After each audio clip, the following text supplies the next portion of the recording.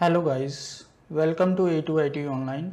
आज की इस वीडियो लेक्चर में हम पाइथन टेक्नोलॉजी के बारे में डिस्कस करेंगे और आज के हमारे टॉपिक्स हैं introduction of Python, history of Python, features of Python, application of Python, कौन सी कंपनीज है जो पाइथन को यूज़ करती है और इसमें स्कोप।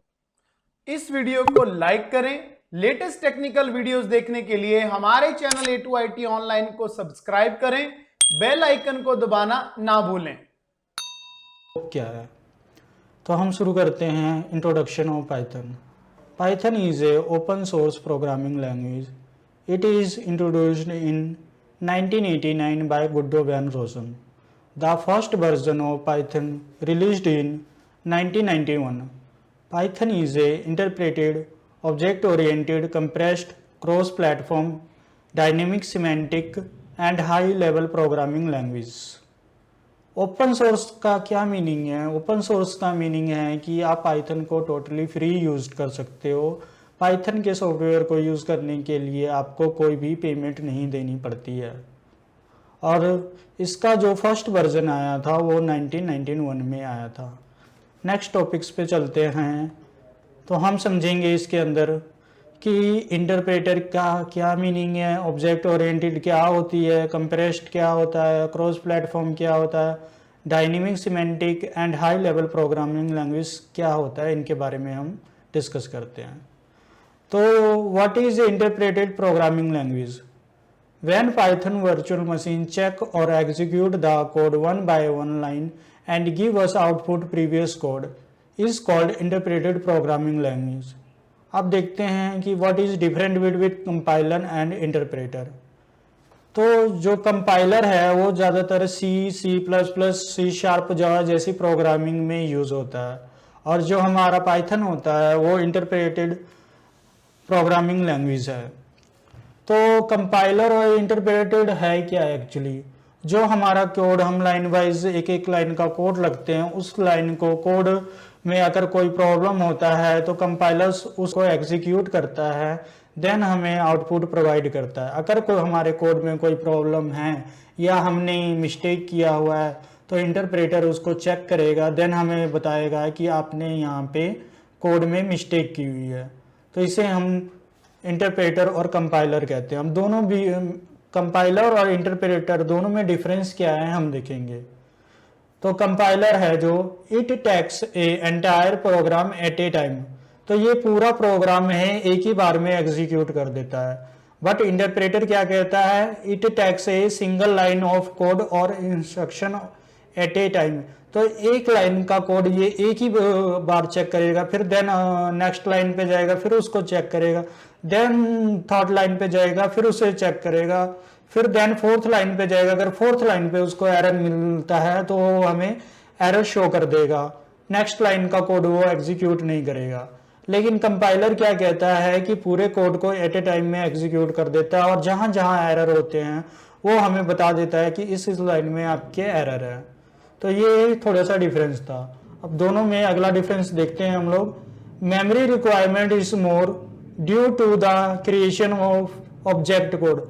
जब भी हम कोई कोड क्रिएट करते हैं तो कंपाइलर में क्या कहता है कि मेमोरी ज़्यादा उसकी यूज्ड होती है, बट जो हमारी इंटरप्रेटर है उसमें मेमोरी हमारी कम यूज होती है जब हमारा ऑब्जेक्ट क्रिएट होता है। तो इसकी डेफिनेशन है it requires less memory at it does not create interpreted object code.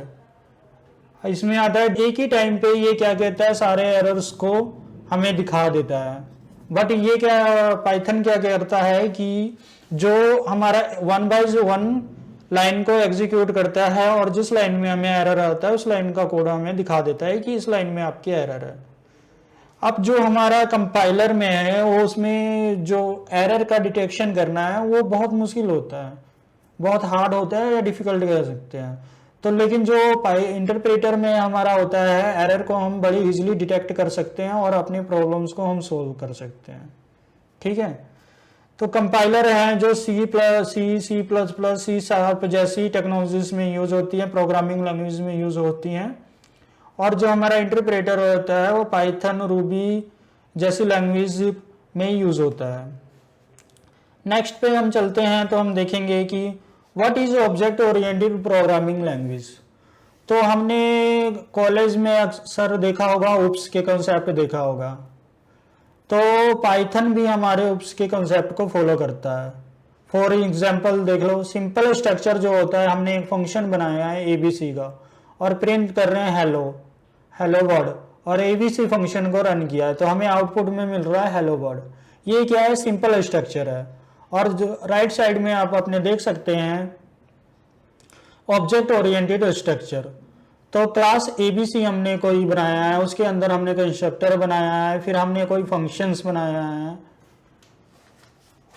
बनाया और हमने क्लास का कोई ऑब्जेक्ट बनाया है। देन हमने उस ऑब्जेक्ट के थ्रू अपने फंक्शन एबीसी को कॉल कर लिया है और एबीसी में जो प्रिंट होके हमारा आ रहा है 25 होता है। तो जब हम क्लास के अंदर कोई काम कर रहे होते हैं तो उसे ऑब्जेक्ट ओरिएंटेड प्रोग्रामिंग कहते हैं।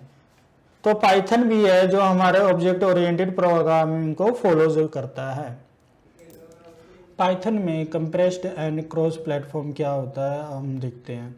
जब हम C++ में की लैंग्वेज में कोड करते हैं तो हमारा कोड काफ़ी कम्प्लेक्स हो जाता है और number of lines of code है हमारे पास इंक्रीज़ हो जाते हैं।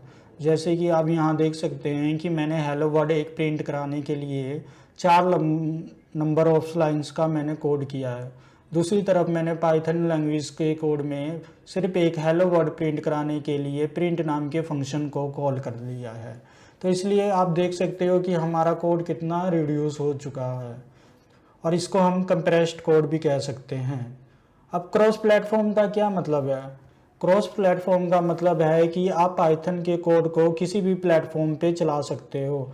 लाइक आपने लिनक्स में कोड बनाया है तो लिनक्स में जो पाइथन का कोड लिखा है वो विंडो में भी सपोर्ट करेगा और जो विंडो में लिखा है वो मैक में भी आपका पाइथन का कोड सपोर्ट करेगा। तो इसीलिए हम इसे क्रॉस प्लेटफॉर्म प्रोग्रामिंग लैंग्वेज कह सकते हैं।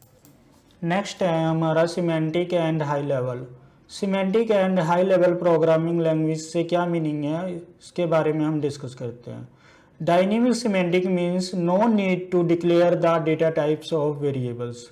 तो आपको कोई भी वेरिएबल्स का डेटा टाइप्स पाइथन में डिक्लेयर करने की कोई ज़रूरत नहीं होती है।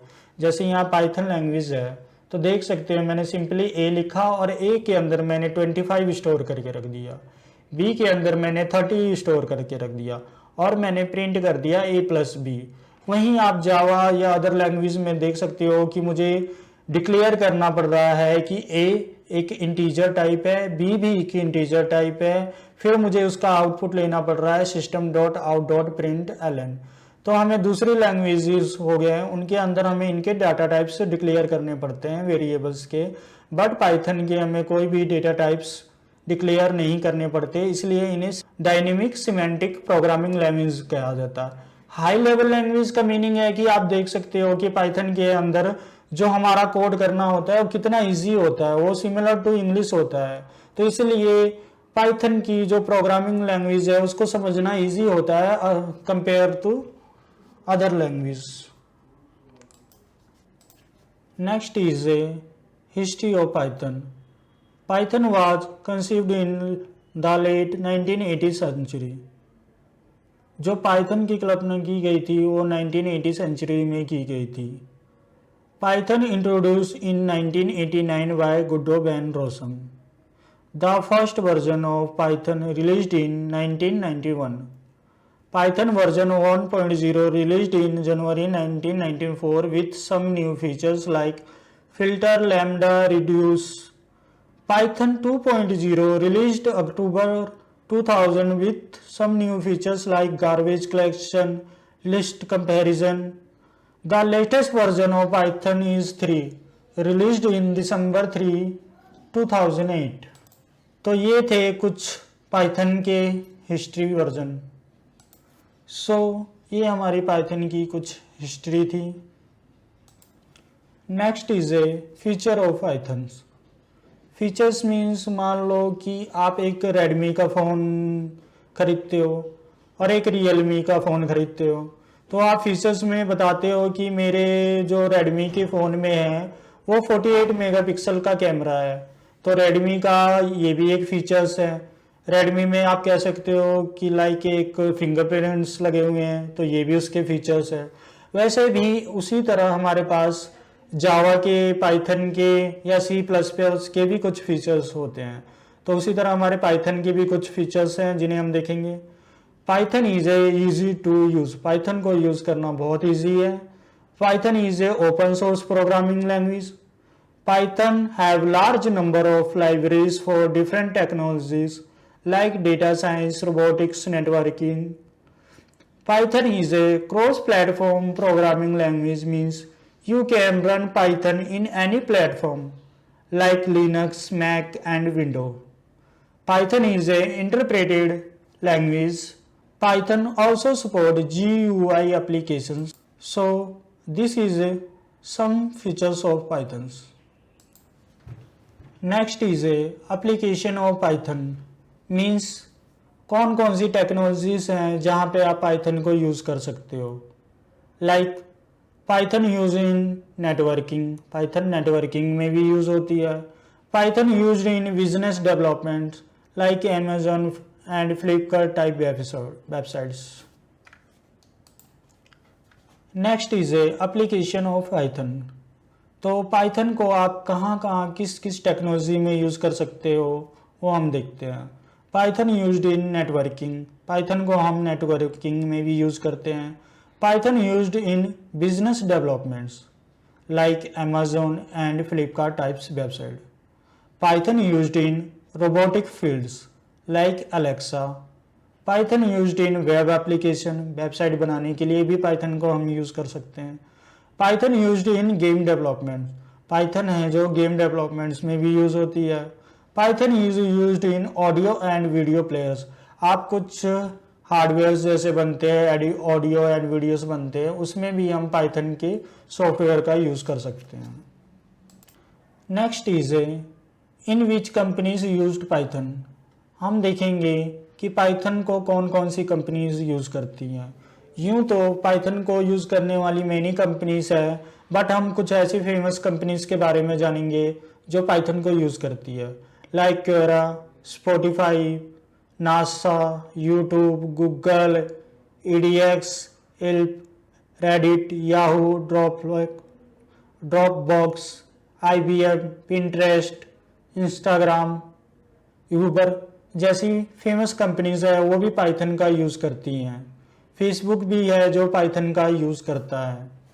तो ये हमारी कुछ फेमस कंपनीज हैं जो पाइथन का यूज़ करती हैं।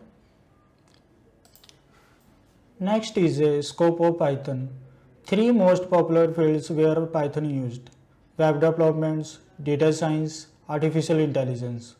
वेब डेवलपमेंट मीन्स वेबसाइट बनाना, आप पाइथन को वेबसाइट बनाने के लिए भी यूज़ कर सकते हैं। डेटा साइंस मतलब होता है कि हम किसी बिजनेस को ग्रोथ करवाना, लाइक अमेजोन हो गया या फिर फ्लिपकार्ट जैसी वेबसाइट होगी, तो हम क्या करते हैं, अमेजोन और फ्लिपकार्ट जैसे वेबसाइटों का डेटा लेते हैं, उस पर डेटा एनालिसिस करते हैं, उनको बताते हैं कि आपका प्रोडक्ट कौन है सा है जो लॉस में जा रहा है, किस प्रोडक्ट की वजह से आपकी कंपनी बेनिफिट कमा रही है। जब हम ये सब एनालिसिस करके देते हैं डेटा साइंस में, तो बिजनेस वाले अपना डिसीजन लेते हैं कि हमें बिजनेस के लिए नेक्स्ट स्टेप क्या करना चाहिए। तो बिजनेस डेवलपमेंट के लिए डेटा साइंस भी बहुत इंपॉर्टेंट है और इसकी डिमांड भी इस टाइम बहुत ज़्यादा तेज़ी से इंक्रीज हो रही है। थर्ड नंबर पे आता है हमारे पास आर्टिफिशियल इंटेलिजेंस। आर्टिफिशियल इंटेलिजेंस में क्या होता है, जैसे कि लाइक एयरक्राफ्ट हो गया, एयरक्राफ्ट के आपको सॉफ्टवेयर बनाने हैं या रोबोट्स बनाने हैं, लाइक अलेक्सा टाइप रोबोट्स बनाने हैं। इस टाइप के सॉफ्टवेयर्स बनाने के लिए हमें आर्टिफिशियल इंटेलिजेंस की ज़रूरत पड़ती है। जैसे आप कह सकते हैं आजकल हमारे पास सेल्फ ड्राइविंग कार्स बन रही हैं, या फिर हमारे पास रॉकेट बन रही है, मिसाइल से बन रही है। तो ऐसी टेक्नोलॉजीज में हमारा जो होता है पाइथन के सॉफ्टवेयर्स यूज़ होते हैं जिन्हें हम आर्टिफिशियल इंटेलिजेंस में बनाते हैं। सो आज के इस वीडियो लेक्चर के लिए थैंक यू। मिलते हैं नेक्स्ट वीडियो में। इस वीडियो को लाइक करें। लेटेस्ट टेक्निकल वीडियोस देखने के लिए हमारे चैनल A2IT ऑनलाइन को सब्सक्राइब करें। बेल आइकन को दबाना ना भूलें।